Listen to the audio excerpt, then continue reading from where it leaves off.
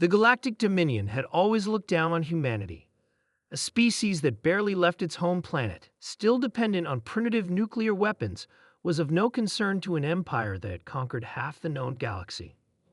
When the Dominion's ambassador, a tall reptilian creature with shimmering blue scales, first addressed Earth's leaders, his words dripped with arrogance. "You call these weapons of war?" He sneered, looking at a projection of Earth's nuclear arsenal. "These are children's toys compared to what we wield. Your kind is weak. Submit, and you may serve as laborers in the Dominion. Resist, and you will be annihilated." The UN Council chamber was filled with silence. Then General Carter of the United States military leaned forward. "So let me get this straight," he said. "You want us to just roll over because you have fancy laser weapons and force fields?" He smirked. "Not gonna happen." The ambassador laughed, a deep, guttural sound. "Foolish humans, your spirit is admirable, but your technology is pitiful. We shall enjoy breaking you." And so, war came to Earth. The first strike, the Dominion expected an easy victory. Their ships, armed with energy weapons and planetary bombardment cannons, hovered over Earth, preparing to wipe out key cities. But humanity had spent centuries perfecting the art of war. And while the aliens scoffed at our technology, they had underestimated one crucial thing: human ingenuity. As the first Dominion battleships entered Earth's atmosphere, the global defense forces launched everything they had: conventional missiles, railguns, and even high-powered lasers. The alien shields held at first, but they weren't invincible.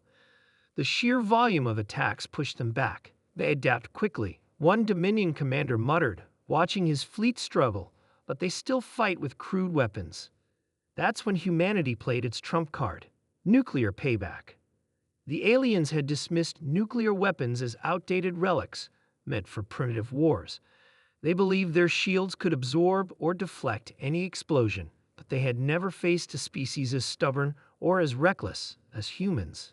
Hidden deep within military bunkers, Earth's top scientists had been working on a deadly surprise. While the aliens mocked our nukes, we'd been modifying them, enhancing their yield, tweaking their radiation output, designing them to interact with Dominion shield harmonics. When the first modified nuclear warhead detonated above a Dominion warship, the results were spectacular. The alien shields, designed to block kinetic and directed energy weapons, reacted unpredictably to the radiation burst. The shield flickered, then collapsed, and the ship was torn apart by the sheer force of the explosion. Direct hit.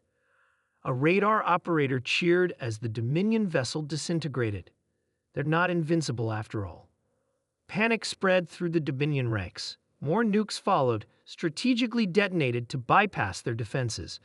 Gigantic warships that had once seemed invincible were now nothing more than burning wreckage crashing into the oceans and deserts of Earth. The turning point. The Dominion fleet retreated, regrouping in orbit. The reptilian high commander, Scareth, watched in disbelief.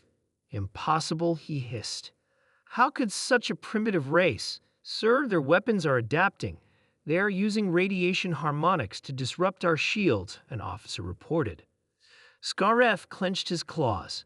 "Then we switch tactics. Bombard them from orbit. Turn their cities to ash." But Earth had another surprise in store. The final blow. While the war raged, Earth's greatest minds had been working on an ambitious plan. Using old Cold War sivos and repurposed space stations, they launched a fleet of stealth missiles, each carrying a modified nuclear payload, straight into the heart of the Dominion mothership. The aliens detected them too late. One by one, the warheads detonated inside the massive command vessel. Fire and radiation tore through its hull.